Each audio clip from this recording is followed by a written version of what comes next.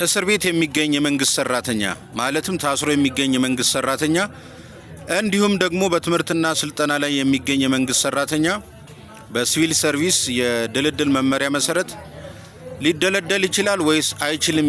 ይሄንን አንዳንድ እስቲ መረጃዎች ስጠኝ ባላችሁ መሰረት እንግዲህ የመንግስት ሰራተኞች የድልድል መመሪያ የክልሎችም ሆነ የፌደራሉ ምን ይላል መሰላችሁ?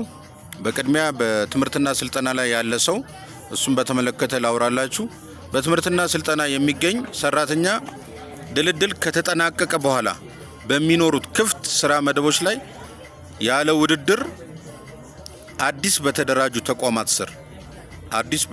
ተቋማት ስር ቢያንስ ቀድሞ በነበሩበት ተቋም በቀጥታ በየደረጃው በሚገኙ የሰው ኃይል የስራ ክፍል ኃላፊዎች በኩል ምደባ እንዲሰጠው ደብዳቤ ይጻፍለታል ማለት ነው። ለትምህርት የሄዳችሁ ሰዎች ትምህርታችሁን ጨርሳችሁ ስትመጡ ነው ያለ ውድድር የምትመደቡት ማለት ነው። እሱም ቦታችሁ በብዛት ተይዞ ሊሆን ይችላል። ስለዚህ አዲስ በሚደራጁ ተቋማት ስር ነው የምትመደቡት። ሌላው ደግሞ ታስሮ የነበረ ሰራተኛ እስር ቤት የገባ ሰራተኛ እስሩን ጨርሶ ሲመጣ ሊደለደል ይችላል ወይስ አይችልም የሚለውም ነገር እሱም በመመሪያው ላይ በግልጽ ተቀምጧል። ታስሮ የነበረ ሰራተኛ በድልድሉ ውስጥ ተሳታፊ አይሆንም ኢንጀነራል ማለት ነው።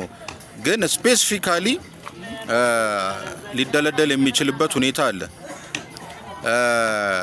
ሆኖም የድልድል ስራ ከመጀመሩ በፊት የድልድል ስራው ከመጀመሩ በፊት ለመስሪያ ቤቱ 6 ወር ሳይሞላው ሪፖርት ያደረገ ይህ ማለት እስር ቤት ውስጥ ሆኖ ያለ ሰራተኛ ድልድል ከመጀመሩ በፊት 6 ወር ሳይሞላው ማለት ከታሰረ 6 ወር ሳይሞላው ሪፖርት ያደረገና 6 ወር ወይም ከ6 ወር በታች የሆነ የእስር ጊዜ አጠናቆ የመጣ ሰራተኛ በድልድሉ ሊወዳደርና ሊመደብ ይችላል። ነገር ግን ከ6 ወር በላይ ታስሮ የቆየ ሰራተኛ ካለ ከ6 ወር በላይ ታስሮ የቆየ ሰራተኛ ካለ በነፃ ከእስሩ በነፃ ከተለቀቀ ማለት ነው። አሁን በቀጠሮ የሚቆዩ አሉ።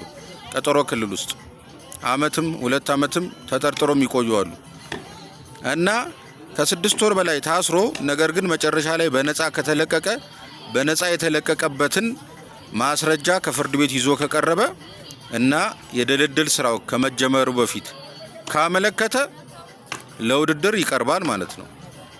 ለውድድር ይቀርባል፣ ከዛ ተወዳድሮ ይመደባል ማለት ነው። ሌላ ደግሞ በዲሲፕሊን ኮሚቴ ጥፋት አጥፍታቸዋል ተብሎ ገና ሳይወሰንባቸው ጉዳያቸው በዲሲፕሊን ኮሚቴ ገና እየታየ ያለ ሰራተኞች ካሉ እነዚህም ውሳኔ ገና ያልተሰጠበት ጉዳይ ነው። ገና ጉዳያቸው በዲሲፕሊን ኮሚቴ እየታየ ነው።